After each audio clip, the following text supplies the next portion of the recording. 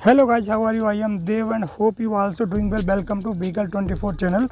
तो दोस्तों, आज हम बात करेंगे टीवीएस राइडर की 5 बिग प्रॉब्लम्स के बारे में, जो कि अभी हमें बाइक में देखने को मिल रही हैं। हो सकता है आपके लिए वो अच्छी हों या आपके लिए ख़राब हों या आपके लिए वो कोई इशू नहीं रखती हों, लेकिन हाँ, जनरल वे में आप बात करें तो वो कहीं ना कहीं आपकी परफॉर्मेंस और आपकी जो राइडिंग एक्सपीरियंस है उसको इफ़ेक्ट करती हैं। ये मानना सत्य है कि आज की डेट में 125 सीसी की बाइक्स में आपके पास में कोई न कोई विकल्प अवेलेबल है। और हाँ, 3-4 विकल्प तो अच्छे ही अवेलेबल हैं, जिसमें बात करें आपको ग्लैमर एक्सट्रैक का, SP 125 का, जो कि उसके लिए टक्कर देती हैं। दोस्तों, जहाँ तक बात करें तो कभी कभी ऐसा लगता है कि जितनी बाइक मैन्युफैक्चरिंग कंपनियाँ हैं जो भी किसी रेंज में बाइक बनाती हैं तो उसमें कोई ना कोई कमी छोड़ देती हैं। आज की डेट में देखें तो किसी भी एक प्रोडक्ट में हमें सारी चीज़ें देखने को नहीं मिलती हैं। किसी में कोई फंक्शन नहीं होता है, किसी में कोई फंक्शन नहीं होता है, जबकि वो सिक्योरिटी के लिए और कई सारे पॉइंट्स के रिगार्डिंग, सेफ्टी के रिगार्डिंग बहुत इंपॉर्टेंट होते हैं।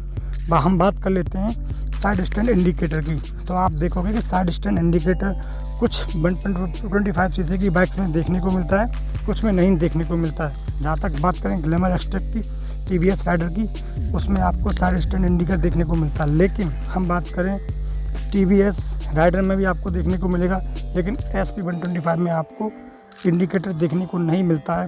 तो जहाँ तक बिल्ड क्वालिटी की बात है, SP 125 बढ़िया है, लेकिन उसमें साइड स्टैंड इंडिकेटर देखने को नहीं मिलता है। तो इस तरह से कई सारे पॉइंट्स हैं जिस पर हम विस्तार से डिस्कस करेंगे और उसके अकॉर्डिंग हम आगे बढ़ेंगे और उसके बाद में आप निष्कर्ष निकालेंगे कि हम किस पर जाएँ।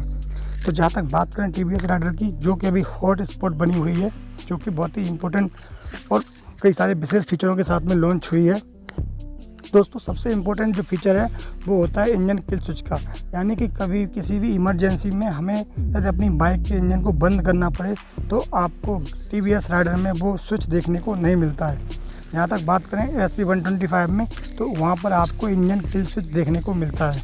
तो इसलिए कहते हैं कि कंपनियां कोई ना कोई प्रोडक्ट में कुछ ना कुछ कमियां छोड़ देती हैं, जबकि दोनों ही बाइक जो है 1 लाख के आसपास कीमत में, जहां तक टीवीएस राइडर की बात करें तो 1,04,000 कीमत में पड़ती है ऑन रोड प्राइस के साथ में, और जहां तक SP 125 की बात करें तो वो 1 लाख के प्राइस में पड़ती है। तो दोस्तों, सबसे बड़ी जो प्रॉब्लम है वो यही है, इंजन किल स्विच होना चाहिए, बहुत ही इंपॉर्टेंट है, जो कि अभी टीवीएस राइडर में देखने को नहीं मिलता है। दूसरी बात करें नेविगेशन मतलब कि आप कहीं पर जाते हैं तो आप मैप सेट कर सकें। जैसे कि आप गूगल मैप को मोबाइल में देखते हैं, उस तरह से वो मैप का फंक्शन है वो भी आपके मीटर में होना चाहिए। अभी देखते हो कि जितने भी जो राइडिंग करते हैं, जो प्रोफेशनल राइडिंग करते हैं, यानी कि ओला उबर में चलाते हैं बाइक्स वगैरह, तो उनके लिए वो अपना मोबाइल अलग से रखते हैं, उसके अकॉर्डिंग मैप देखते हैं।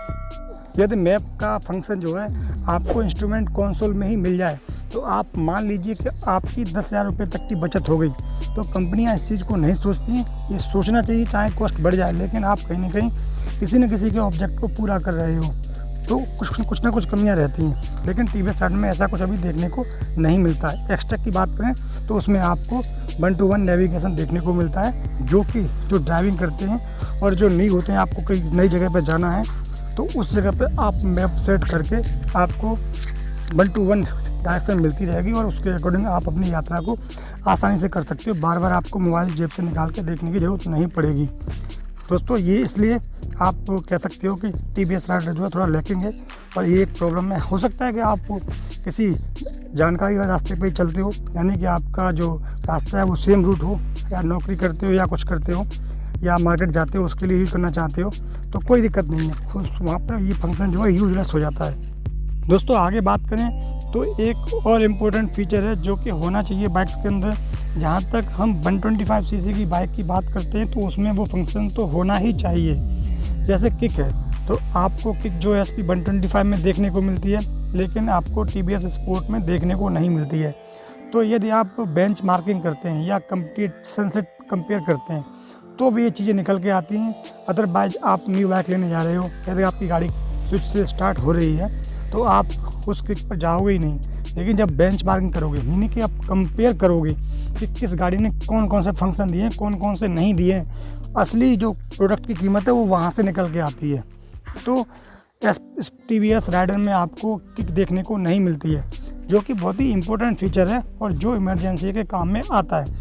मान लो कभी आपका स्विच ख़राब हो जाता है तो उस टाइम पर आप बाइक को कैसे स्टार्ट करोगे, तो उस टाइम पर आपकी जो किक है वही काम आती है, क्योंकि किक होगी तो आप गाड़ी को स्टार्ट करके आप आ सकते हो, चाहे आपका इलेक्ट्रिकल सिस्टम काम ना करे। लेकिन किक आपकी काम नहीं कर रही है, किक नहीं है आपकी सिस्टम बाइक में, तो और स्विच भी ख़राब हो गया है, उस केस में आप अपने को ऐसा महसूस करोगे और उस समय पे आपको कहीं ना कहीं तीसरे की हेल्प की ज़रूरत पड़ेगी। जबकि मशीन जो यूज करता है वो कम से कम इंडिपेंडेंट हेल्प होनी चाहिए कि आपको कहीं पर मशीन में दिक्कत आती है तो आपको किसी और का सहारा न लेना पड़े। फिर मशीन किस बात की जो कि अपने काम को पूरा ना कर सके। तो दोस्तों ये भी एक इम्पोर्टेंट पॉइंट है। हाँ, अब ये अपना पर्सनल चॉइस है, आप इसको इग्नोर करते हो, आप इसको लेना चाहते हो, तो ये चीज़ें आपका पर्सनल मैटर है।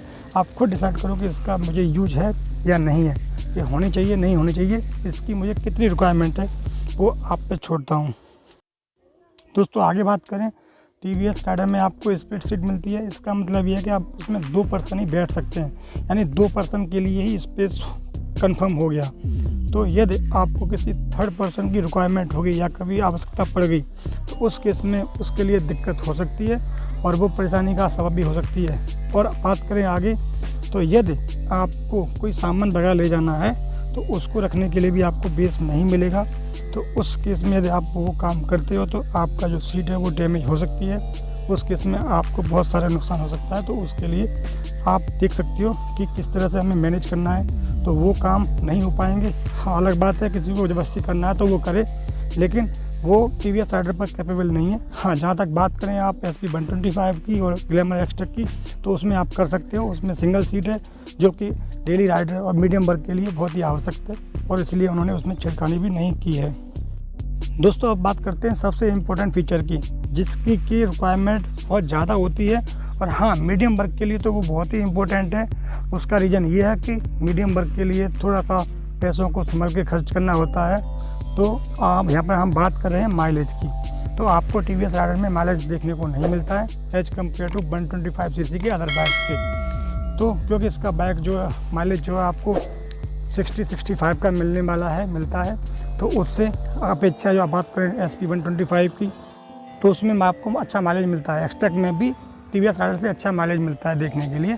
तो यहाँ पर भी हम लैकिंग करते हैं और उसका रीज़न कुछ नहीं है, गाड़ी का जो वेट है राइडर का वो SP 125 के बराबर ही है, लेकिन क्योंकि कंपनी ने TVS राइडर में जो रियर टायर है उनको चौड़ा कर दिया, इस वजह से जो घर्षण है वो आपका रोड से बढ़ गया है। उससे गाड़ी की जो राइडिंग बैलेंस है वो बढ़ गया, राइडिंग जो स्ट्रेंथ होती है वो बढ़ गई है, यानी गाड़ी बैलेंस रहती है, लेकिन गाड़ी का माइलेज यहाँ पर उसी की वजह से डाउन हो गया है। तो ये 4-5 पॉइंट रहे जो बिग प्रॉब्लम देखने को मिली TVS राइडर में अभी तक। बाकी कई सारे प्रॉब्लम और भी हैं, जैसे कि आपका बारिश में खड़ी कर देते तो मीटर कंसोल में पानी चला जाता है। और आपका बात करें तो इसमें जो बिल्ड क्वालिटी है वो बहुत थोड़ा सा मटेरियल जो है वो थोड़ा सा लो क्वालिटी का यूज़ किया गया, लेकिन हाँ सफिशिएंट है राइडिंग के लिए। तो थैंक यू फॉर वॉचिंग, धन्यवाद।